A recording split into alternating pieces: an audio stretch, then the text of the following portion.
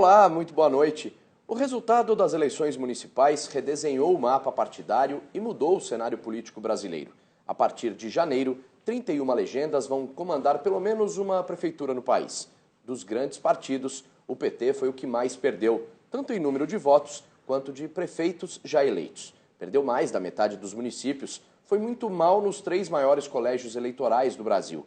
Em São Paulo, pela primeira vez, ficou fora do segundo turno. E em Minas e no Rio de Janeiro também está fora da disputa. Só conseguiu vencer na capital do Acre, Rio Branco, e vai disputar o segundo turno no Recife. Já o principal adversário do Partido dos Trabalhadores, o PSDB, cresceu. O PMDB teve um ligeiro aumento e segue no comando da maioria das prefeituras. O que esse novo retrato do poder político nos municípios brasileiros sinaliza? Pode ser considerado um termômetro para a sucessão presidencial em 2018? Para discutir essas e outras questões, recebemos Antônio Augusto de Queiroz, conhecido como Toninho, diretor do Departamento Intersindical de Assessoria Parlamentar. Boa noite, Toninho. Obrigado pela presença. Boa noite. Eu que agradeço. Recebemos também o cientista político Leonardo Barreto, sócio da Factual Informação e Análise. Boa noite, Leonardo. Prazer recebê-lo aqui no programa. Prazer é todo meu. Bom, para a gente começar, a gente estava falando do Partido dos Trabalhadores, que mais encolheu. Quais são os fatores dessa mudança? O que explica essa queda de quase 60% no número de prefeituras administradas pelo PT?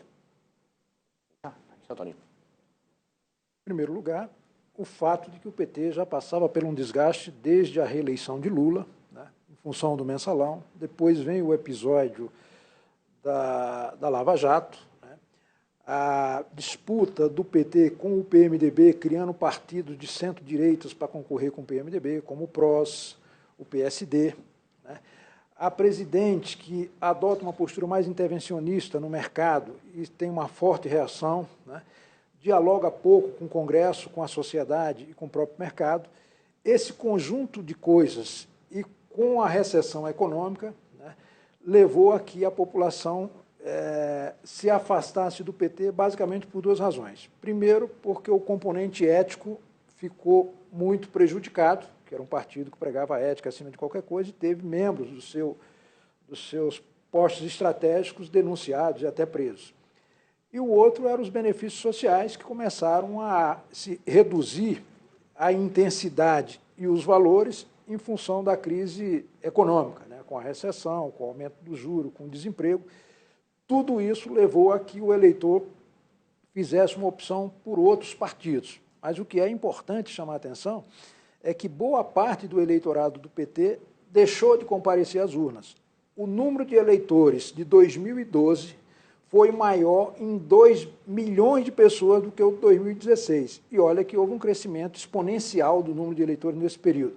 Então, esse é um aspecto interessante a ser analisado, que é também o fato de que o maior vencedor dessa eleição foi, sem dúvida nenhuma, o protesto, porque os eleitores, 25% deles, optaram por não comparecer ou por votar branco ou nulo. A gente vai até esmiuçar um pouquinho mais para frente no programa essa questão. Então, Leonardo Barreto, para você, o que explicaria essa queda vertiginosa do PT nos municípios?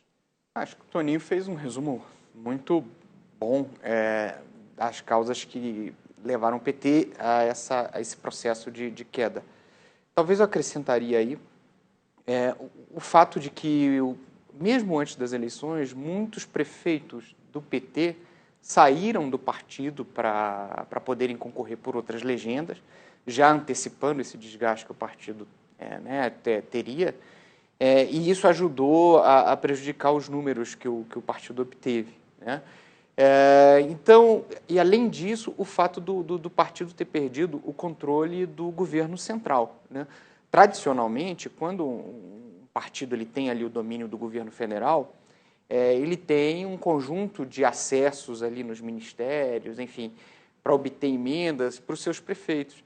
E na medida em que o PT perdeu o governo, a máquina, né? Exatamente, e isso também tem um prejuízo muito grande. Agora, foi talvez a maior queda. Assim, a gente até viu na história recente do país partidos que sofrem processos de desidratação ao longo do tempo, mas são curvas sempre muito mais suaves, né, do que essa que o PT experimentou, né, que foi extremamente acentuada causando realmente um cisma, uma cisão no sistema político partidário do Brasil.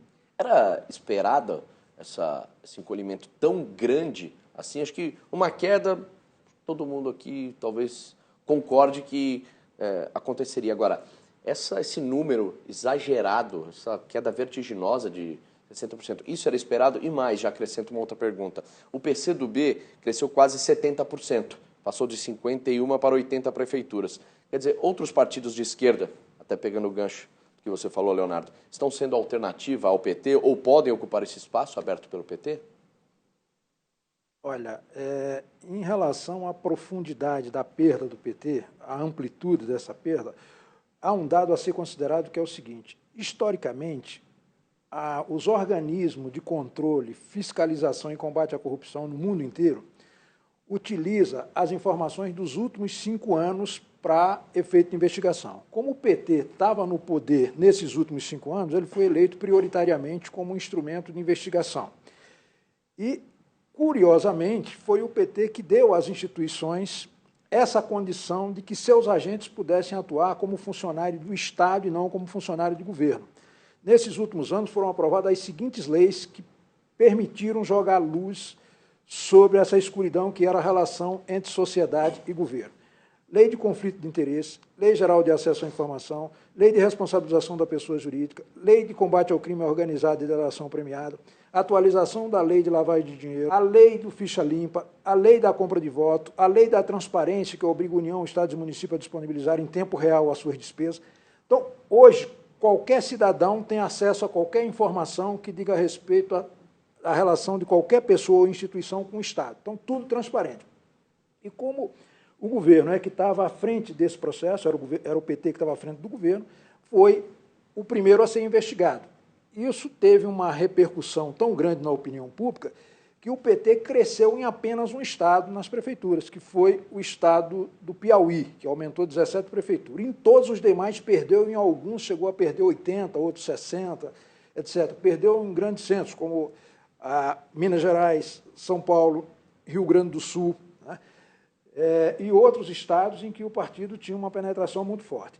Quanto ao crescimento do PCdoB, aí me permita discordar que é um crescimento um pouco ilusório, na medida em que 40 e poucas dessas prefeituras são só no estado do Maranhão. Então, se o Flávio Dino terminar o mandato ou mudar de partido, essas pessoas saem imediatamente do PCdoB. Importante falar então, isso. A mesma coisa o PDT, ele cresceu um pouquinho em relação à eleição passada, em termos de prefeituras, mas estão concentrados no Ceará, por conta dos Ferreira Gomes lá, etc. Então, analisar esse quadro do ponto de vista focado nos estados e nas regiões é um dado interessante para a gente extrair algumas informações mais precisas a esse respeito. Há muita concentração em alguns partidos.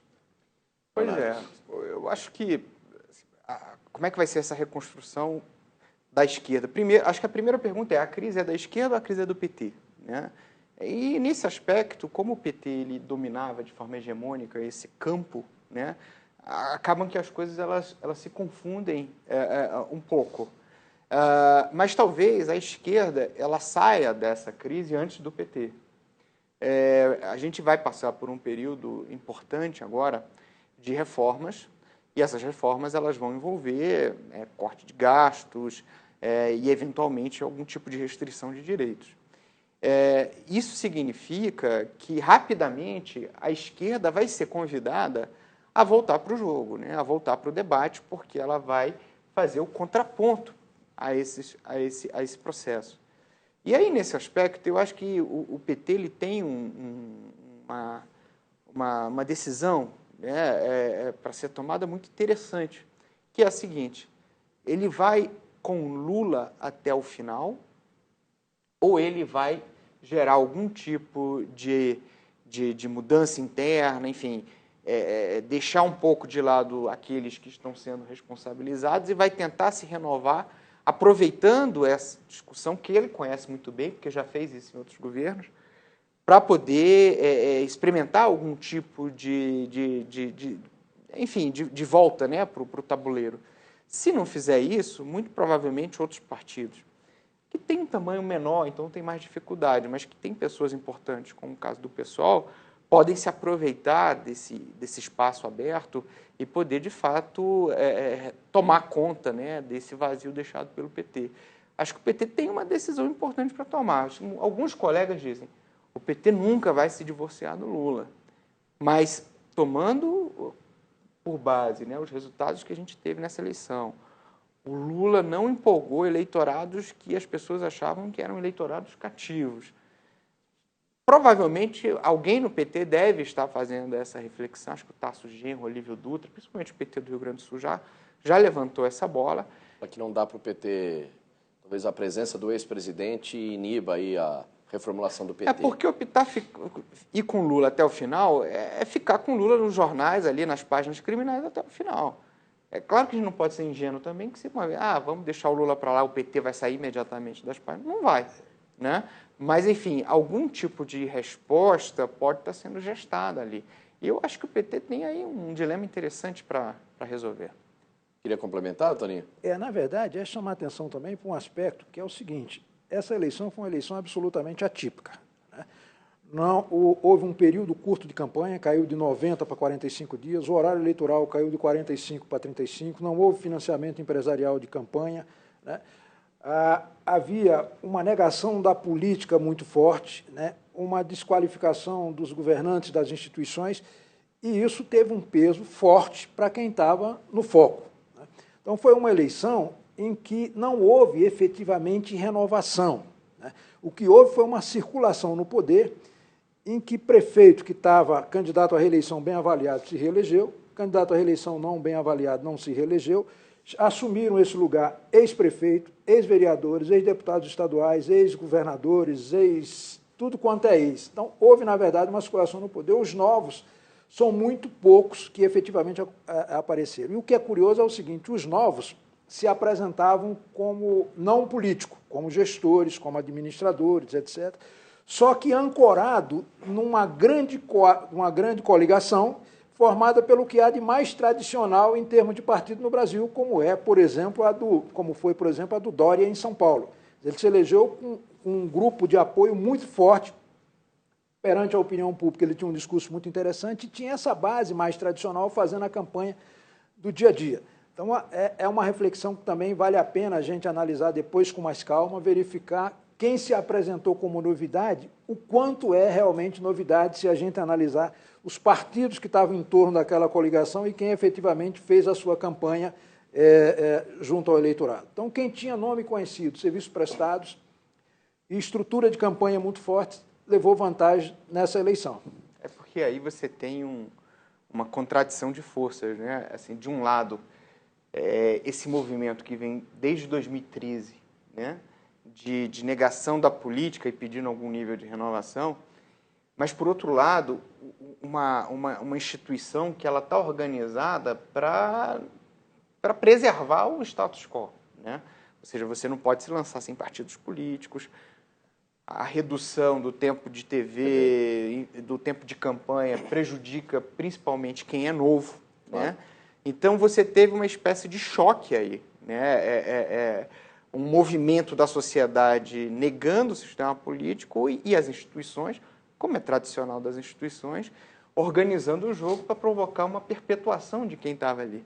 E talvez o mal-estar revelado, né, pelos votos nulos, brancos e pela abstenção, como o Toninho colocou, já sejam um resultado, um subproduto desse choque de forças.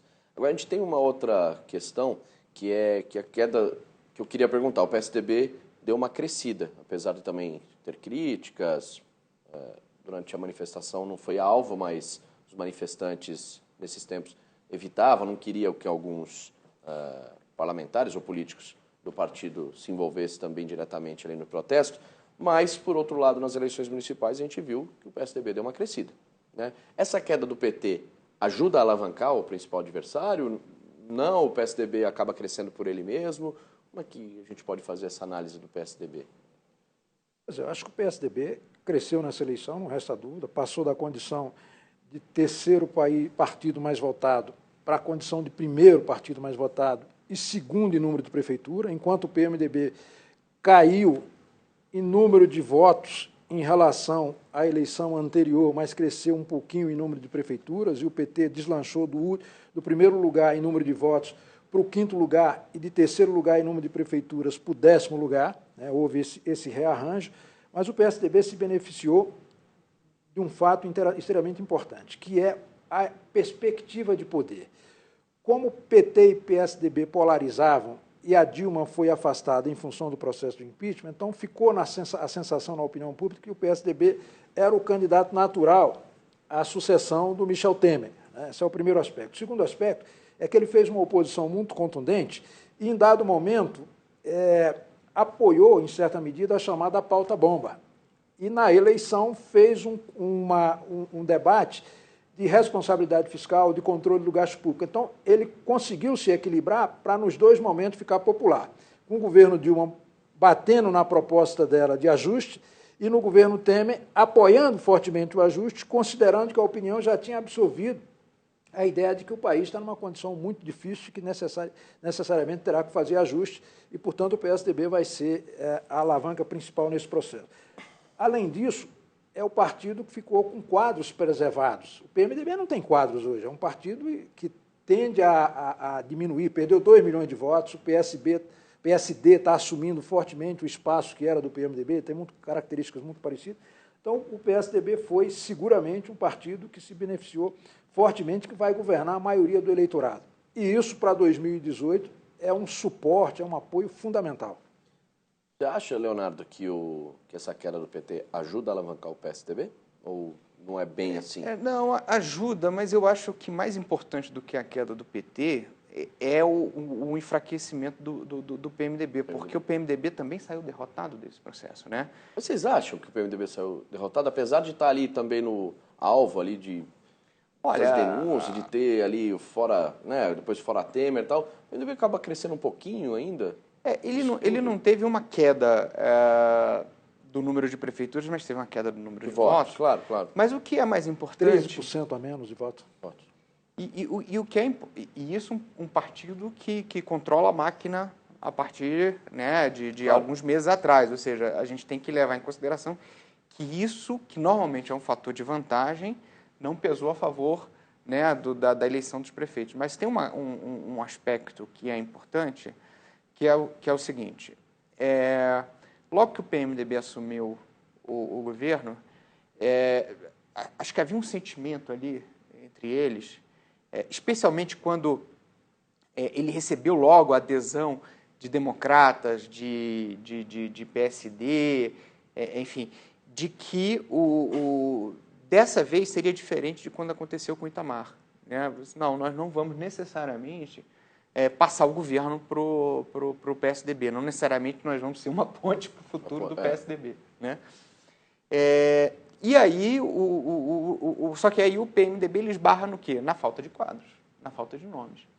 E acho que havia uma expectativa importante de que a eleição municipal ela pudesse apresentar alguns nomes, né, do partido para que ele pudesse pleitear esse direito de indicar o sucessor do Temer, se é que o próprio Temer não vá se candidatar, né?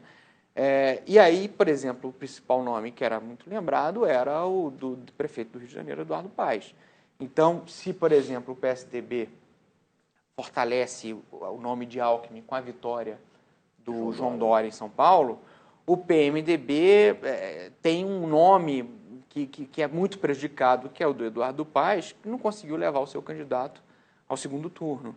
Então, nesse aspecto, eu acho que o PSDB, pelo menos do ponto de vista simbólico, né, ele sai muito fortalecido para poder liderar, talvez, uma nova coalizão de centro conservador aí nas eleições de 2018. E é um dado interessante, que é o PSDB quem está fornecendo a pauta para o PMDB. Todas as matérias do ajuste foram formuladas por quadros do PSDB. A questão do pré-sal foi o Zé Serra, o negócio dos fundos de pensão, a regulação dos fundos de pensão foi o Aécio, o que está sendo debatido, a lei das estatais, foi o Tasso. Enfim, essa agenda estrutural, a reforma política que está para ser debatida é de iniciativa do PSDB. Então, o PSDB está numa condição favorável, porque se o governo do Michel for um fracasso, ele pula fora antes. Se for um sucesso, ele vai avocar para si Ele incorpora os bônus desse governo, exatamente. Vai dizer que foi graças a ele que foi viabilizado o governo. Acho que Sérgio, o Nelson Rodrigues dizia que você precisa ter sorte na vida até para chupar picolé, né? E a conjuntura, ela realmente ela ficou muito favorável ao PSDB, porque é isso. Ele banca políticas impopulares, mas não paga por elas, né?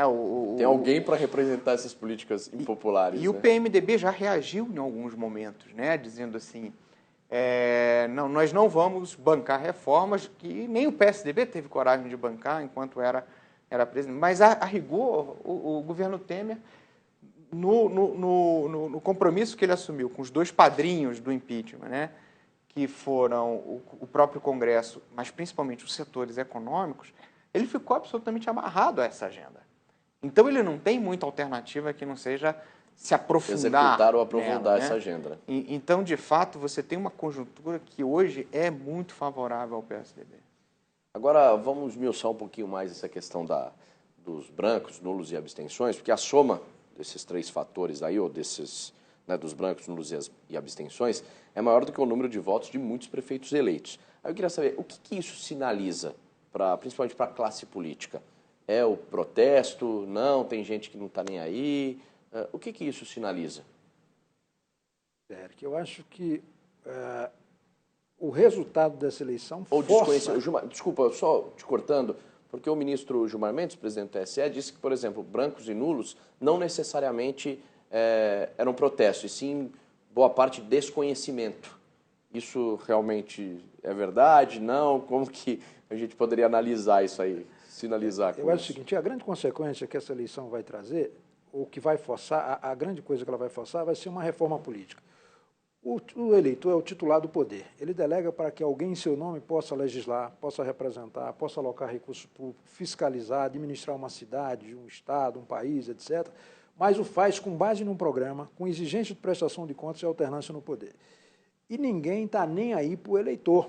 Está desrespeitando reiteradamente o eleitor, com as alianças as mais estapafúrdias possíveis, sem identidade programática, ideológica, sem prestação de contas. Então, o eleitor está com fadiga em relação a essa gente que está permanentemente. Então, quando ele deixa de comparecer para votar, é porque ele não sente entusiasmo, ele está negando essas instituições, ele está, sim, protestando de algum modo, né?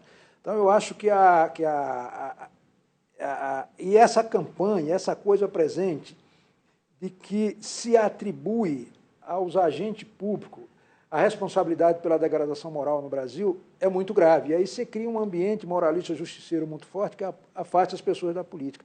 Isso é uma tragédia, porque enquanto não inventar outra forma de organização social, o Estado vai continuar exercendo o papel estratégico que exerce e utilizando os três monopólios principais do Estado, que são o poder de impor conduta e punir seu descumprimento, o poder coercitivo, de arregimentar exército, de empregar violência legitimamente, o poder de legislar, fazer leis para todos e para cada um e fazer valer essas leis, e o poder de tributar, né? Então, quando você afasta a população desse processo, pessoas inescrupulosas, voluntaristas, oportunistas, fundamentalistas, podem se apropriar do aparelho do Estado e utilizar esses monopólios para interesses outros que não seja a paz social, ao combate aos desequilíbrios, etc. E todas as conquistas do processo civilizatório foram produto de decisão política. Os direitos civis, os direitos políticos, os direitos sociais, difusos, coletivos, etc. Então, temos que resgatar a política. E, para resgatar a política, temos que reformar as instituições, reformar o sistema político nosso. E não basta reformar do ponto de vista da legislação, tem que haver uma mudança cultural. Enquanto os partidos fizerem programa para ganhar a eleição e não para governar, fizerem aliança estapafúrdia, como essas estão fazendo, você vota num candidato e elege outro com pensamento inteiramente oposto. Enquanto tiver isso, a representação, as instituições, o Estado e os agentes públicos vão ser desacreditados perante a opinião pública. É curioso, porque essa disputa eleitoral, que tem como princípio, né, você resolver conflitos e diferenças sem necessariamente querer eliminar o seu adversário, né? Esse é o princípio da política. Então, você tem uma aceitação daquele outro princípio, que acho que o Ulisses Guimarães falava assim, quem ganhar governa e quem perder fiscaliza. Mas esse processo eleitoral ele virou um jogo de tudo ou nada, numa intensidade, numa dimensão tão grande, que, de fato, os políticos e os partidos perderam seus limites, né, e estão testando a paciência das pessoas. E as pessoas, elas estão claramente, e não é de agora, eu acho que essa questão, esse volume de votos, ele não pode de nenhuma maneira ter tido como surpreendente, porque desde 2013 as pessoas estão quase que ininterruptamente nas ruas, né, fazendo protestos e etc. Agora, como é que você vai resolver isso, né? Esse Congresso ele tem capacidade e qualidade para promover essa nova conversa? E lembrando que esse não é um problema só do Brasil, né? A gente está vendo lá nos Estados Unidos o que está acontecendo, acabamos de ver uma votação na Colômbia, uma votação no Reino Unido, enfim, votações e resultados que desafiam o bom senso ali das pessoas. Então, assim, como é que isso vai ser resolvido? Eu particularmente, eu percebo que eu acho que você tem que promover condições de liberdade para que as pessoas possam experimentar algum novo tipo de organização, sabe? Uma liberdade, talvez, para as pessoas poderem fundar partidos políticos locais, para elas poderem recuperar algum tipo de organicidade na relação dela, né, com os poderes políticos, que não necessariamente recebam dinheiro público ou recebam acesso ao parlamento, mas que, de repente, elas possam ali ter liberdade para experimentar as coisas. Que as prefeituras voltem a ter algum tipo de liberdade nas suas estruturas político-administrativas para experimentar arranjos novos. Eu não sei, eu acho que ninguém tem a fórmula que conserta isso, a não ser com o endurecimento da legislação penal para casos de corrupção, que atende o desejo de vingança das pessoas, né? Fora isso, você vai entrar aí nas opções que você tem de reforma política, você vai ter muita divergência. Então, eu acho que talvez você teria que abrir mais um espaço de liberdade para que as pessoas pudessem experimentar mais os seus sistemas políticos. Bom, excelente. Acho que fizemos um apanhado geral, um resumo. Pelo que eu concluí aqui, acho que o nosso telespectador também, essa eleição municipal serve de termômetro para a sucessão presidencial em 2018, onde o PSDB larga na frente, o PT tem que se reinventar e o PMDB a gente tem que aguardar para ver que música vai tocar.